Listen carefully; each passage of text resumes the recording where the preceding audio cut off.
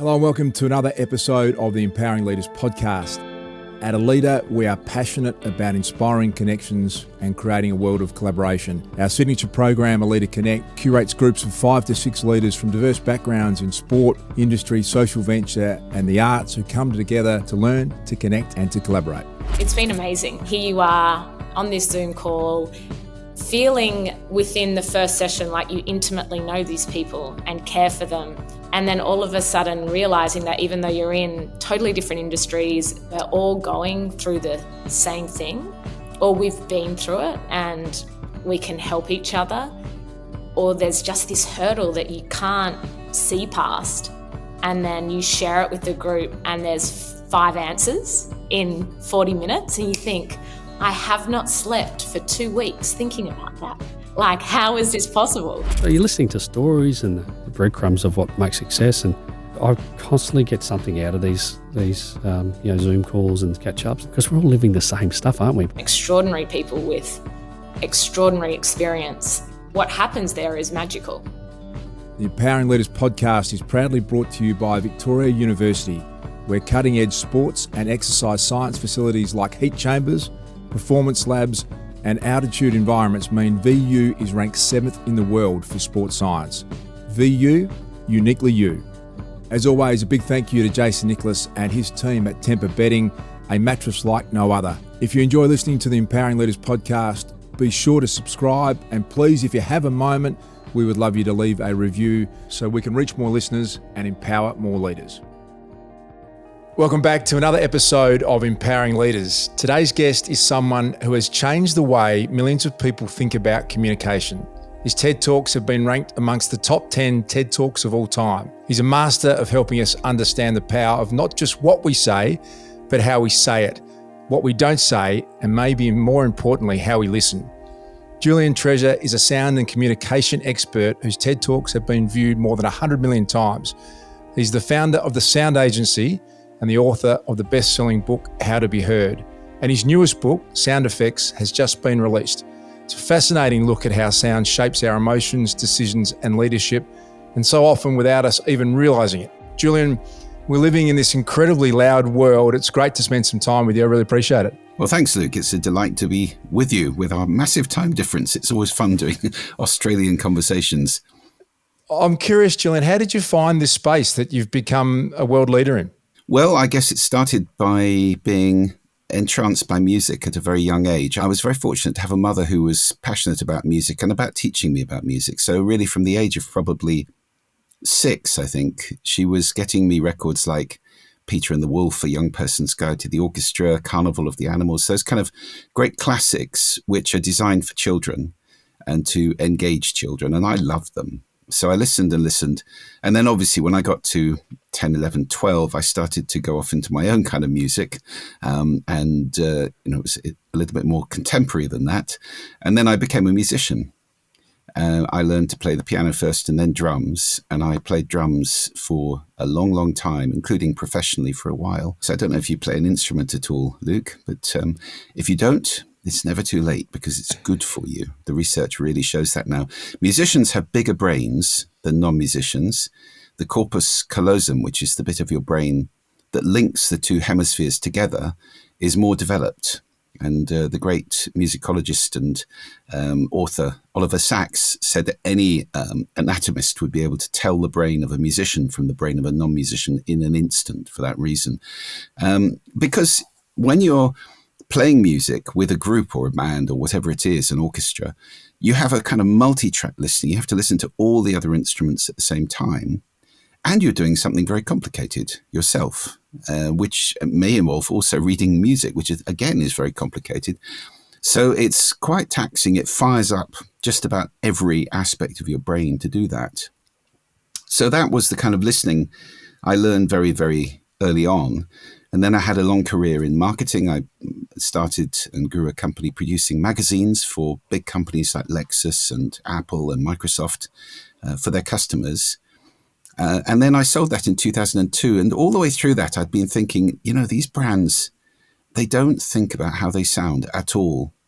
So that's when I launched the Sound Agency, which I ran for 20 years, an audio branding company. specifically asking and answering that question, how does your brand sound? Which most of them still don't think about. So I did a lot of research, and that resulted in my model of the 4 ways in which sound affects us, which we can talk about in a moment. And I've been going to TED for a few years, and I fell in love with it. And I got to do the first TED Talk, which was specifically about the 4 effects of sound. And then I got to do 4 more in successive years, which I don't think anybody's ever done. It was amazing.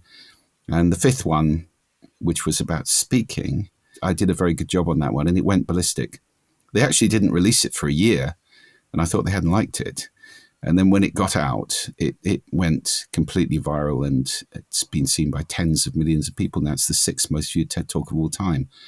But the interesting thing to me, Luke, through that whole journey and thinking back about organizations and how they listen and so forth, I had this epiphany about halfway through the TED Talks. I did one on listening, and I realized the reason organizations are rubbish at thinking about sound is because they're full of people who don't listen. And then it became personal. I realized, look, we have got a problem in the world. We're losing our listening. My TED Talk on speaking has been seen by 5 times as many people as my TED Talk on listening. So we've kind of lost contact with the old Epictetus saying about we have 2 ears and 1 mouth. We don't do that. We've got 5 mouths and 1 ear now, effectively. So that became really, I stopped the sound agency last year, and I focused on writing this new book and the rest of my life, really, which is all about generating listening in the world, because the effects of not listening are devastating. And we're seeing that around us every day, more and more now, which is deeply concerning to me.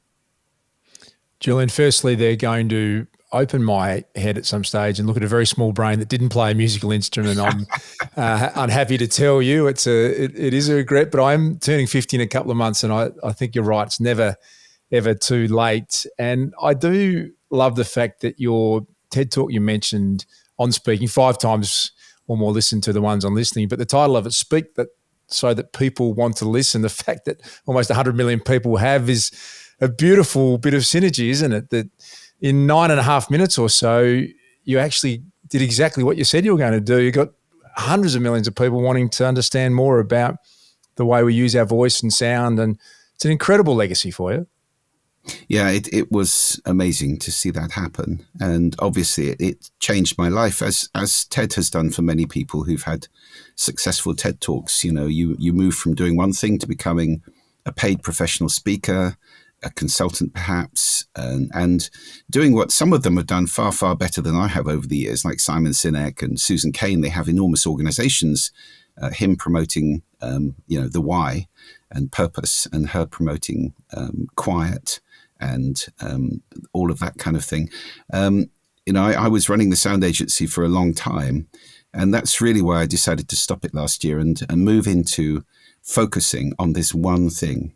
I've always done too many things at once in my life, and now it's the one thing, which is listening. Speaking is so important, and I'm really glad I've made a difference with that TED Talk. The human voice, as I said at the beginning of that TED Talk, is the instrument we all play, and yet almost nobody has trained.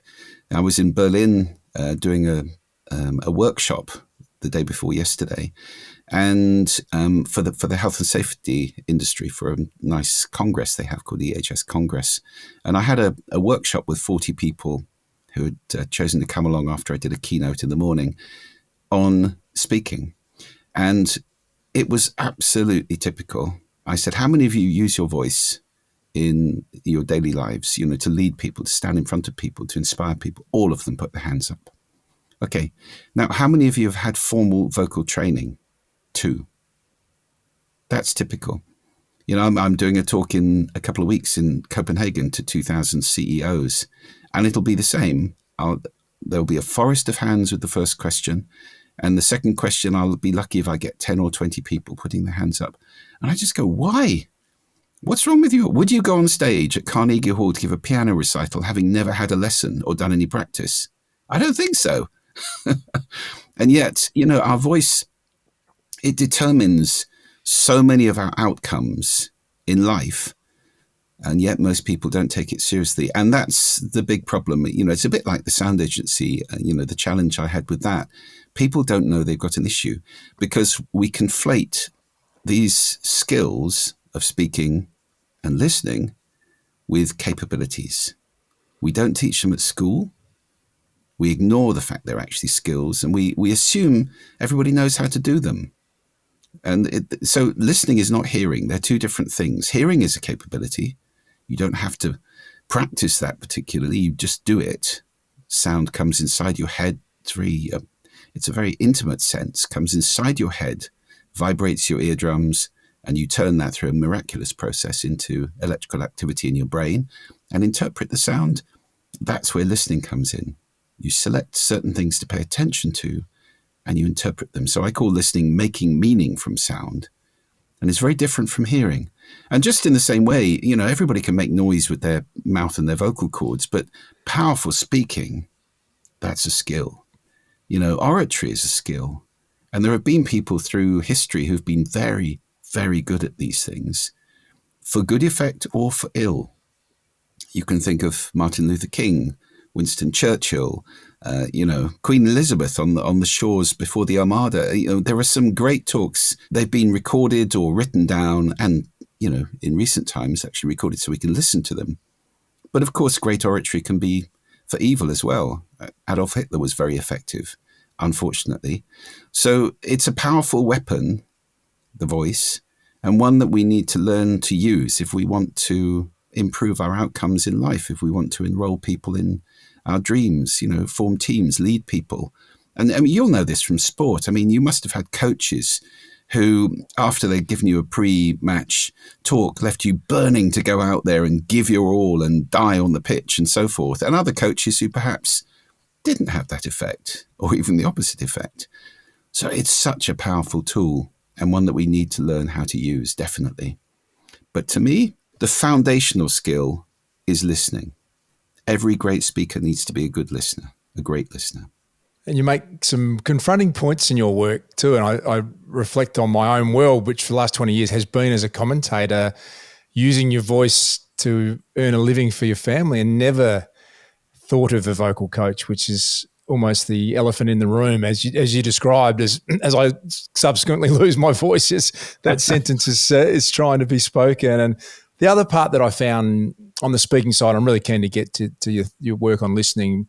The confronting part and the brilliant part is your concept of the 7 deadly sins of speaking. And I'll list them here for those that haven't heard your work: gossip, judging, negativity, complaining, excuses, exaggeration, dogmatism. And reflecting on that, how often the conversations I'm in or we're in have got one or many or sometimes all of those elements attached to them. Are you surprised by how often people communicate in that way? Well, there is a tendency in humanity to go for the lowest common denominator. It's a struggle, it's work to move upwards, to grow, to become more conscious, to become more compassionate, more connected. These things take work, and we are fundamentally quite lazy. So there are kind of guilty pleasures in there. I'm not saying those 7 deadly sins are things that you should be, punished for ever undertaking. There are guilty pleasures in there. We all do them from time to time. It's just, if they become habits, they make you hard to listen to. That's really the underlying premise here. And if you want to be a powerful speaker, I advise against using those things on a regular basis.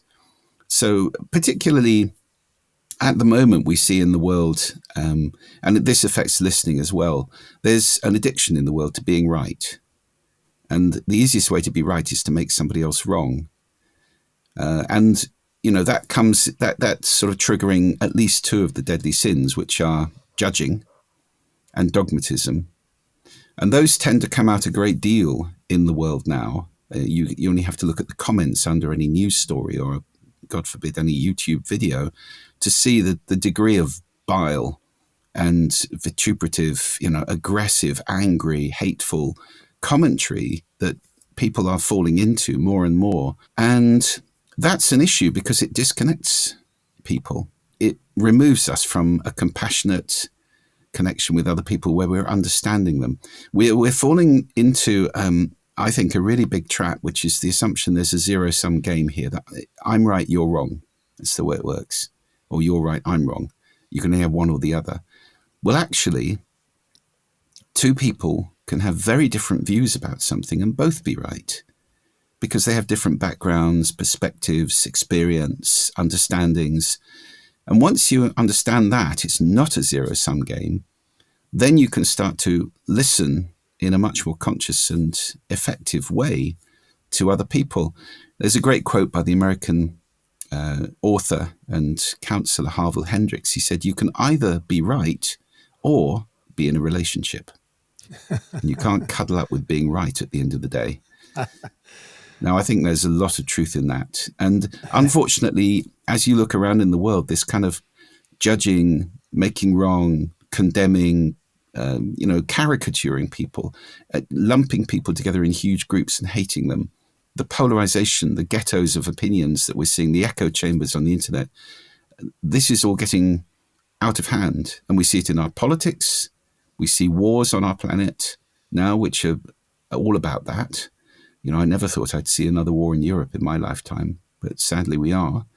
And I'm concerned about the way that's going. That's a slippery slope.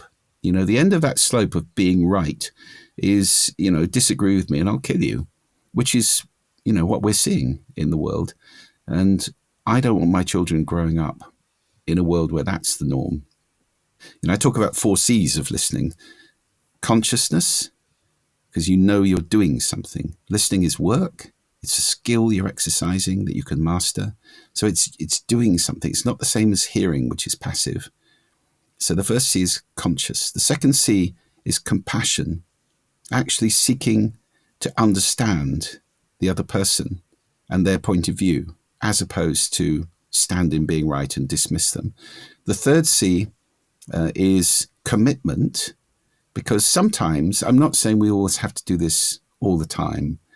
Scott Peck said, you cannot truly listen to another person and do anything else at the same time. Well, that's true, but we can't listen like that all the time. We're in a busy world. We're overloaded with stuff, emails to answer. Somebody's just texted me, all this kind of stuff. I mean, it's fine if you're doing the cooking or something else, and somebody's having a light conversation with you, a bit of banter or telling you a funny story or something. Partial listening like that works perfectly well. But if they're pouring their heart out to you or saying something very complicated and important, that's where you either put everything down, turn to them, and pay attention, or you say, hold on a second, let me just finish this, and I come and sit down and listen to you properly. So there are times when we do need that full listening. And the final C of listening is curiosity, seeking to understand, seeking to learn something new. We can always learn something from a conversation, even if it's how not to do something. You can learn something from everybody. Everybody's an opportunity to learn. So consciousness, commitment, compassion, curiosity, the 4 C's, which underpin effective listening and which we are losing contact with. So it's my mission now to regenerate that in the world and get us back in connection. So many places to go with what you just said. I think the one that springs to mind is the fact that we now can't even agree on facts as a starting point for a conversation. As you said, the ability to debate and come together and maybe shift your view and move the needle slightly because you feel more educated, because you've, as you said, you've listened to someone, you've shown compassion for their thoughts, maybe understood something you didn't before. As you said, we've got this polarized world now and the algorithms of social media that send you more of your own truth and less of what's in the middle ground. It does seem an alarming time, and we've got world leaders now who every time they open their mouth effectively don't tell the truth and then double down on not telling the truth. It's a new norm, Julian, it feels, in the world, and we're showing a generation of young people that that's okay. You can literally lie directly at someone that, your back screen's not the colour I'm saying it is. It's a different colour, and then alternative facts are a thing now. Is that part of what alarms you and why your mission now is to try and be a beacon for the opposite of that? Yeah, definitely. There's a huge issue around the truth, and it's going to get worse, isn't it, with deepfakes, which can be done very, very easily by people with cheap apps now in audio and video. So, I mean, that creates an awful lot of issues with, first of all, people being faked and having their reputations damaged, but also people who are up to no good having complete deniability. That wasn't me. That was a fake. We need a way of in some way, stamping true stuff, if we're talking about video and audio, so that we know it's got some validity to it. But we don't have that yet. And unfortunately, the forces of darkness tend to move faster than the forces of light in these areas with technology particularly. So that is a challenge. But I think it has to come back to a human level, Luke. I mean, first of all, we need to teach children how to listen. It's just madness that we don't do that. We've been evolving for 3.3 million years, give or take, and Homo sapiens has been around for the last 300,000 of that. So us, you wouldn't, if you'd gone back 300,000 years, you'd find people like us. And we, all through that time, have used our ears and our mouths to communicate until 5,000 years ago. Language was invented maybe 150,000 years ago. So we've actually had words since then. Before that, it was probably proto-language, according to the author Stephen Mython, who wrote a great book called The Singing Neanderthals. So we would have been going, just non-verbal, but, vocal, very vocal. So music has been around for hundreds of thousands of years as well. We've been doing these things for a long time. Writing 5,000 years ago, that's it. And now writing is everything. And we don't teach children these oral skills at all. We don't acknowledge them as skills. If we taught children first how to listen, how much more of their education would they be receiving? Because they'd know how to do that. But we take it for granted. And we put them in classrooms where they can't hear anyway, because unfortunately architects don't listen. They train in the US for 5 years, and they might do 2 days on sound in that time. So they design buildings and rooms that look fine but sound awful. Lots of hard surfaces, incredible amounts of noise. And that's why noise is the number one problem in modern offices and in schools, why many children simply can't hear their education, and in hospitals, why people can't get well because of the noise, which is 12 times the recommended maximum by day in hospitals now. It's a shocking situation. So noise is a big reason we don't listen, actually. And it's a killer. So we do have to do something about that. And there's a lot about noise in my book, about the way sound affects us. There are 4 ways. It changes our bodies, heart rate, breathing, hormone secretions, brain waves. It changes our feelings. You only have to think of music for that. It changes our cognition, how well we can think. And we've all had the experience. Can you be quiet? I'm trying to think. Stop, just stop it. There's somebody talking behind you. They're taking up a huge fraction of your oral bandwidth, and you can't hear the voice in your head that you need to listen to when you're writing, calculating, doing knowledge work like that. So people are 1/3 as productive in open plan offices if they're trying to do that kind of work, which is shocking. And then finally, it changes our behavior, changes what we do, how long we stay in a place, what we choose to do. And most of this happens below the level of consciousness. We're not conscious of it. So there's noise around us all the time in cities, and half of the humanity live in cities now, and it's growing all the time. And yet we're not conscious of the bad effects this is having on our happiness, our effectiveness, and our well-being. So the whole thing about listening is, it's not just about getting on better with other people and connecting, although that's incredibly important. It's also about our health, our productivity, and our happiness.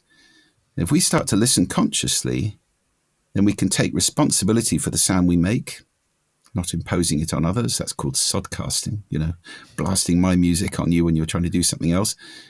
And also we can take responsibility for the sound we consume.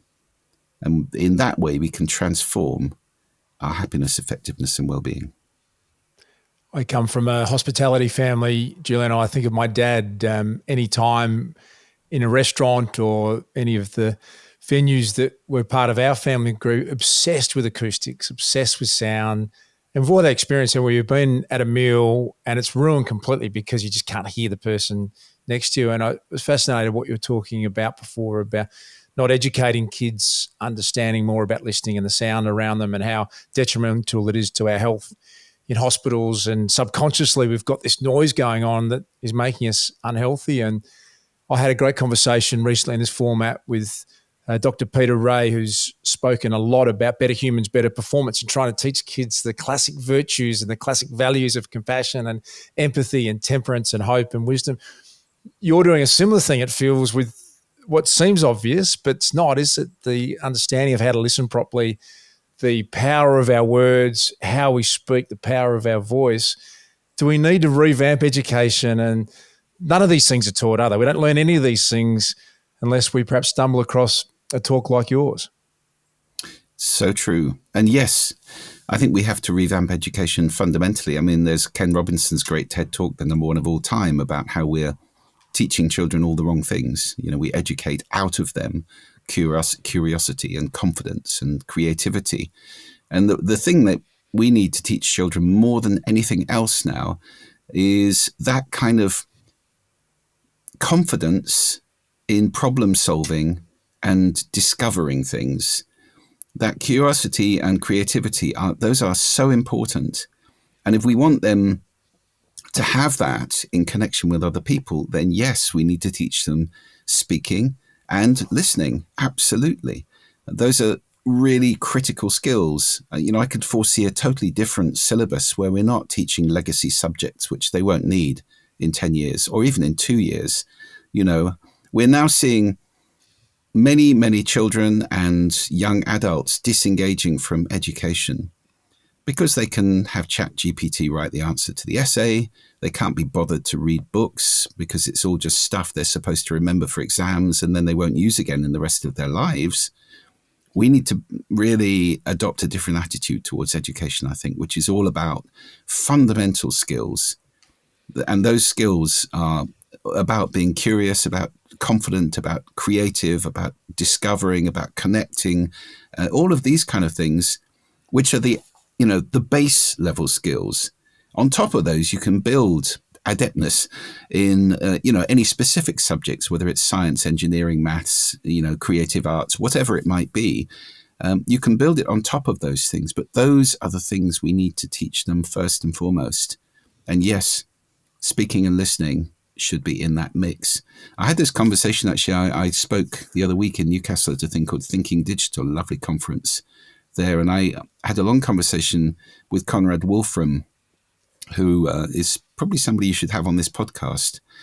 He's a genius and focuses in the area of computation. That is to say, formalizing really difficult real world challenges and decisions, risk assessment. How do you make a decision about these 10 variables that are going on out there in the real world? So it could be as, a situation as complicated as, the boats coming across the English Channel with refugees in them. What do we do about how can we solve these problems? And formalizing that in a language which allows you to really work it through in a logical way, as opposed to just have opinions. And he was saying the same thing. We need to teach children that as well. Computation, the ability to put things together in a logical framework that makes it understandable. It's not maths, it's not code, it's above those things, but it's below kind of natural language.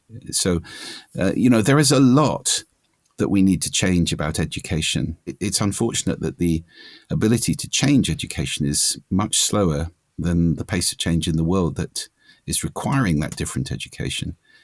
So yes, you're right, Luke, that is a huge problem. We all are born different. As we grow, the experiences we have develop into outlooks uniquely our own, charting our life's course. No one sees an idea, opinion, or opportunity like you. And no one sees you like VU. Victoria University.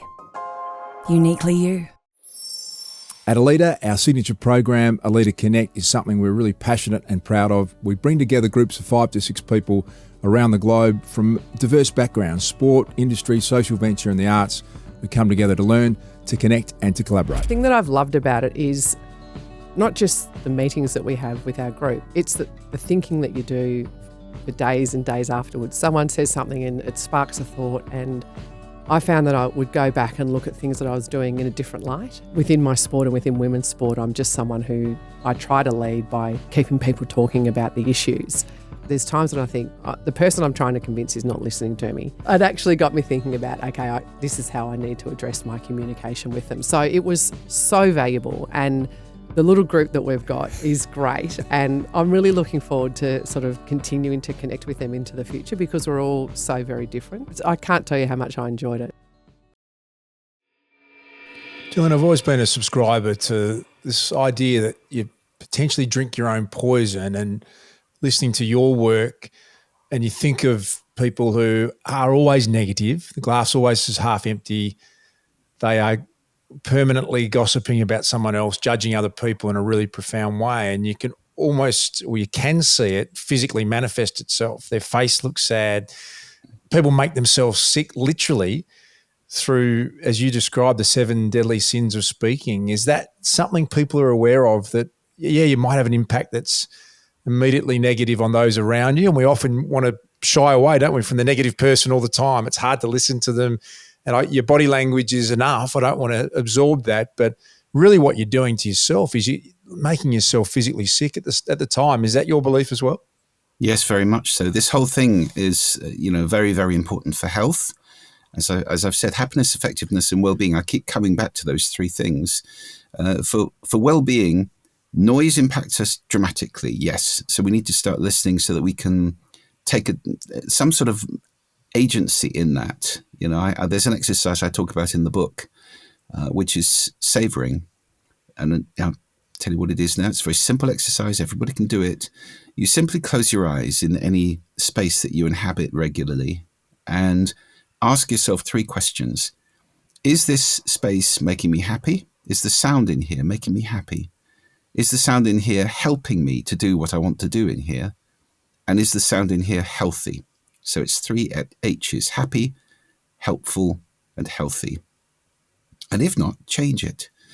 And you'll be amazed how many rooms we occupy where there's sound going on that's not helpful, not making us happy, not healthy. And we simply haven't paid any attention to it. We've ignored it because we're so used to suppressing sound. So that's one big thing about well-being, absolutely, that we need to start taking more responsibility for the sound we consume and changing the soundscapes, designing them at home, at work, wherever. And, if you can't get out of it, it's a noisy street and somebody's drilling, move. I'm amazed by how many people I see yelling a conversation next to somebody who's drilling in a street. And I think, why aren't you moving? Sound kills. I mean, it's more than just inconvenience. It has a devastating effect. It's costing billions and billions and billions in every country in the world in health damage, from lost sleep because people can't sleep at night because of traffic noise or aircraft noise or whatever it is, lost education. Children near to airports are months behind their peers in learning skills. And we know now that even moderate levels of noise increase your risk of heart attack and stroke quite substantially if you're exposed to them on a regular basis. Then, of course, we have hearing damage, and 1 in 4 people on the planet have got damaged hearing now, and it's growing all the time, especially with possibly 1 billion teenagers or young people joining them because of headphone abuse. Putting 100 decibels deep into your ears for hours a day is flattening those little hair cells in your ears, and they don't grow back. So we're potentially raising a whole deaf generation. So yes, for all of those reasons, noise is damaging, but also the inability to communicate is really, really damaging to people's emotional health and mental health, disconnection. Coming back to hearing loss, it's devastating for mental health. To have that, to be unable to hear people, it's humiliating. And many people won't go and get hearing aids, again, for the same reason. It's humiliating to admit, I can't hear you. So for all sorts of reasons, this is really, when you come down to it, this is a conversation about consciousness. Because if you start listening, you open the doorway to a whole new dimension of existence. Julian, you talk about this dance of effective communication, being a confident speaker and an attentive listener. How do you describe that, and how can we be better at both? Well, the first thing is consciousness. Again, keep coming back to that word. Understanding these things are skills. That is what makes everything possible. Until you shine the light of consciousness on something, you can't change it. It's in the dark. You don't even know it's a problem. So hopefully everybody listening to this conversation can now take on board that speaking is an important skill that you can master, and it has powerful effects on your outcomes in life. And you can get a vocal coach and work with them to become a really good speaker. And there are lots of those around, presentation coaches, drama coaches, singing coaches, doesn't matter. Find somebody near to you who you can work with, try a few maybe, and find one you really like, and then work with them. Can I jump in there, Julian, for a second? Sorry to do that, but I'm fascinated by it. For someone listening, they would say, okay, I go and hire a vocal coach. What tangible differences are they going to make? Can you give us some practical examples of someone who hasn't done it before, what the benefits are likely to be? Many and legion, really. Your ability to project, for example, your tone, whether you're speaking and resonating powerfully. I mean, for example, we vote for politicians with deeper voices. So, if somebody's got a very light voice up here, they can actually learn to resonate in their chest down here. And that's a very different effect. So you can learn to master the equipment that you've been given. I mean, we all have a limitation there. Everybody's got a body, and they've got vocal cords and, cavities that can resonate, which are particular to them. And a vocal coach would be able to make you maximize that and do your best with it so that you can extend your range, perhaps understand you can speak loud, you can shout. Lots of people say, I can't sing. Everybody can sing. You just haven't learned how. Very important also is timbre. Some people will have naturally developed a scratchy voice, or it is in some way not that pleasant. I mean, I talk about timbre being like describing a hot chocolate, the kind of voices we love to listen to, rich, dark, warm, smooth, sweet, those kind of words. And if that's not you, you can change that. Posture, breathing practice, diaphragm control. The mechanics of doing this are very well known, and there are hordes of exercises that a good speaking coach would be able to give, which would be specifically designed for you to take your voice from wherever it is now to however it can be in the future. So there's just an awful lot of stuff they can do. Pace, comfortable, and being comfortable with silence is a huge thing. And it's another exercise I talk about in the book. And in fact, the last chapter of the book is all about silence, because silence is a very important sound. And if you're not comfortable with silence, then you will tend to fill every available moment with gabble. That's where the ums and ers and you know what it means and those kind of filler words come from. And also, you lose the ability to emphasize. If you say something really important, or if you're a salesperson and you're doing a close or whatever it may be, stop. Now, there's a bit of dead air, which radio people and podcast people are uncomfortable with, but not so much in podcasts. But dead air, if you're face-to-face with somebody or on a phone call, it's so powerful to stop. And any salesperson worth their salt will know that being comfortable with that is a critical skill. And if they're not comfortable with it, they stop for like 2 seconds. And if there's no answer, they'll jump in with something else. Gone. That was the opportunity. You just vaporized it. So silence is very important. And all of these things you can learn. There are so many skills underlying being a powerful speaker. Now, I am not aware, apart from the work I do, that there's any listening coaches out there.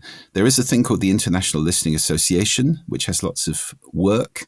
And perhaps they have people who can come into organizations to work on listening skills. I'm sure there are. And again, that would be worth taking up. But that's really what my new online community is all about, the Listening Society. That's a place where people can come and learn to listen, share their experience, their challenges, their problems, and access huge amounts of courses, podcasts, papers, documents, all sorts of things, which will help them to listen and speak more effectively. Julian, you've described that Listening Society as a culmination of your life's work and your incredible passion project. We'll give some links to how you can sign up and be part of that community and listen to the brilliance of the passion that Julian brings to this conversation that is as much a part of all of our lives as perhaps anything else. It's the thing that we ignore at times. I love different leadership stories, and yours is an incredible one. You've taken a position in this space very few have even understood. As you said, you had to really show someone an issue before you could give them an opportunity to get better at it, and that takes a lot of skill. And we love this idea of patterns around what makes people successful, Julian, whether they're a conductor of an orchestra or a sports coach or someone who's just created the Listening Society to help people and help the planet in your own unique way. And so we have this idea, Julian, that to help others, you've got to have this idea of yourself, of self-leadership. I want to ask you that. What does that mean to you, the idea of leading yourself or filling your own cup up first? I think it's taken me quite a long time to light on the thing that really is important to me. I mean, I've led organizations, I've built 2 companies, and so I've had that enjoyment and, not so enjoyable. Once it gets big, then you're just running a company, and I never enjoyed that very much. I enjoyed being part of the team, running the team, inspiring people, seeing the growth in people. So I've always had a single purpose actually on this planet, which is to grow a little every day. That to me is enough of a purpose. But now I've got this passion, and as you say, my life's work now, which is to generate listening in the world, to be a force for listening in the world. And when I look around, I get more and more concerned about the way it's going. All the research shows that we're losing our listening. It's getting worse and worse. And that's not a healthy way for humanity to go. I've kind of migrated more and more to peace, quietness, focus, and I wouldn't say solitude, because the most important thing to me in the world is my family, my wonderful partner Jane, our 2 daughters here, and my 2 older children. Family is everything to me. So I don't want solitude, but I do want peace and tranquility a lot more, and freedom from noise. And I want to share that with other people, share the idea of conscious listening for health, effectiveness, and happiness. Sounds like you found your own little bit of paradise in Scotland on that basis. What's one thing that's always worked for you, Julian, as a leader across your lifespan that you would never change? Well, it's got to be listening. I mean, how can you lead a team if you don't listen to them, if you don't understand what their strengths and weaknesses are, what their challenges are, what their aspirations are? I have worked in organizations with shouty, dogmatic, table-thumping leaders, especially if they're not willing to listen to bad news. And I've seen terrible damage done to organizations when somebody is so ferocious that it's frightening to give them bad news. People stop doing it, and they start making up good news. And you end up in a fantasy land where you have no idea about what's really going on. If you really listen to people, and as you walk around in an office, there's a lot of leaders who don't do that.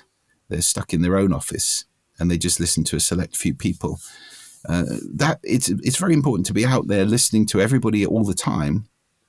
And also, and I don't mean taking on board what they say, you don't have to agree with what they say, but it's important to note it, to understand it, to get these are the perspectives of the people on the production line, the shop floor, the creative team, whatever it is, to understand, what their life is like. Also, I think one of the most important things is to surround yourself with diversity. Now, I'm not necessarily talking, diversity is a big word. Generally, we're not talking about racial diversity or gender diversity. I'm talking about diversity of opinion, perspective. So, if you have a leadership team which is clones of you, and you're all thinking the same way, that can be a lot of fun, and it can make huge mistakes. We used to have a guy in my publishing company. It was our circulation manager. We'd all be gung-ho and, yeah, let's do this. This is going to be fantastic. And he'd go, hang on. And we'd all go, oh, here he goes again. And he'd go, you can't do that because of this. And we'd all go, you know what? He's right. We can't do that. And we would have done, if he hadn't been there, we would have made some massive mistakes, really costly mistakes. So you need that diversity of opinion. If you don't have that, you end up like Putin, surrounded by yes men or yes people, and never hearing a contravening. You know, if you disagree with him, you get thrown out of a window, don't you? It's not a healthy thing to do. But being able to assess those things without killing the messenger, without being dogmatic and shouting at people because they disagree with you, so important, that kind of management listening.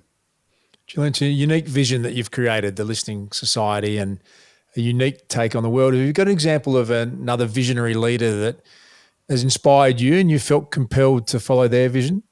Well, I've worked with quite a few people who have inspired me in different ways. You know, I don't think anybody, I don't think I've met a perfect person. We've all got our strengths and weaknesses. I've worked with some people, managers who've been incredibly good at inspiring people, engaging people, and bringing the best out of people. And there was a guy I worked for years who used to say, Julian, we start from where we are.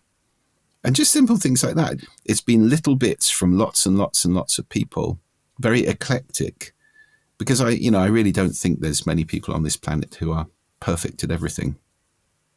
Julian, your understanding of communication and so much of your life work and the listening part to communication, the way we speak, how would you condense that? I often ask people, do you have a mantra when it comes to the way you communicate? I mean, you've published extraordinary TED Talks and books and on this subject. Can you condense that down to what for you is the ideal way for people to communicate or for you to communicate?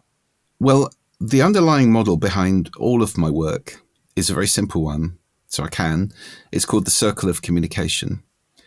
And that is, most people think it's a straight line. I speak, you listen. It's not.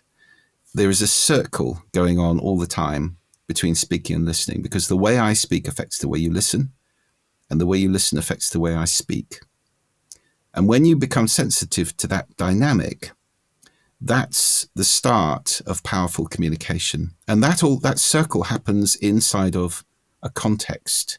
So there's three things that you're juggling with: speaking, listening, and context. And the context very often is not very helpful. It's noise. You know, you wouldn't want to have an important business conversation in an incredibly noisy Starbucks. Wouldn't work very well. So you need to start managing the context to give yourself the best chance of achieving your outcomes. And if you work on the skills of speaking and listening and become conscious of the context, that is how you can transform the power and effectiveness of your communication. So it's a very simple model, circle of communication, speaking and listening in a circle inside of a context. Julian, who's been the greatest leader in your life? Well, I would think my father probably would be up there. Not perfect, again, but he also had some pretty strong views. He was a very powerful and confident man, and seeing his success and his determinism, I think, I mean, the confidence to make decisions that I grew up with came from seeing him do that. And he was very quick to move. He would always say the best is the enemy of the good. You know, he would get on with things. And I think that's the difference largely. That kind of faith, if you like, is the big difference between entrepreneurs and everybody else. You know, the entrepreneur is somebody who'll get to the edge of the cliff and go, I'm going to have a go. I'll jump and see. And it's that faith that all will be well at the other end. Having values is very important. I think for anybody, it's your North Star. It's your compass. It guides you in everything. Mine are faith, love, acceptance, and gratitude. So faith, I think, is very important for any entrepreneur as well, any leader. Love, by which I mean wishing people well, wanting the best for the people around you. And if you're running an organization, it's wanting the best for your customers, wanting the best for your staff, really coming from that place makes a huge difference. Acceptance, that thing of you start from where you are. This is where we are. This is what we've got. It's not shoulds and coulds and so forth. And gratitude as well. Every day being grateful for what we have got. Most of us are very lucky. I've lived in a unique period in European history where there's been no wars until very recently. And I'm very grateful for it. I'm safe. I'm not in a war zone. I'm not starving. There are a lot of people in the world who are suffering hugely. And so I think it's incumbent on all of us to have gratitude for what we have got. So it's being in the what we have got, not the what we haven't got. There's a huge fallacy in the world, which is happiness is over there. When I get that car, that job, that money, that relationship, whatever it is, happiness is never over there. It's always right here, right now. And that's the only place it ever exists. So faith, love, acceptance, gratitude, that's kept me going for a long time. And a lot of that came out of, how my father was and what I saw him do.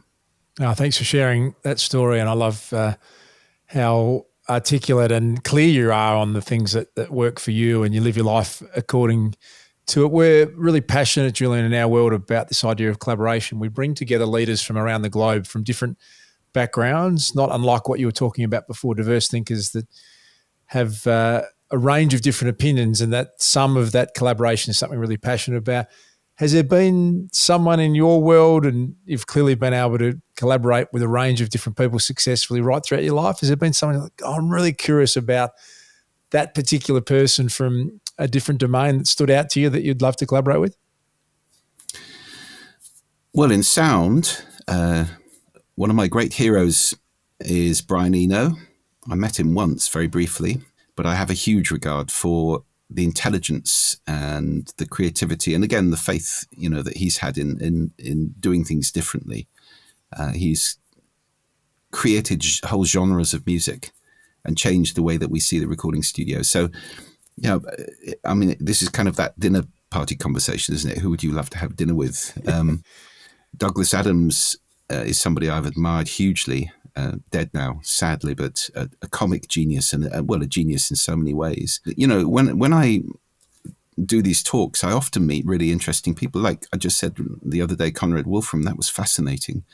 And it's a joy to meet people of that, intelligence and passion who are changing the world in different ways. It fills you with joy that there are incredible people doing great things in the world, Julian, like yourself, and the stories that are getting told more often. I think sometimes mainstream media is on the cusp of always the clickbait and the negativity, and that story tends to win the day. But there's people doing brilliant things. I love your life purpose, to grow a little every day. I've grown more than a little from listening to this conversation, intently learning from your life's work. The Listening Society is something that is going to be another great legacy for people. You make so many incredible points for the world and how we can change it through things that are well and truly within our control. It's been a great pleasure to spend some time with you, Julian. Thanks for taking the time and joining me today. Oh, thank you so much for having me, Luke. It's been fun.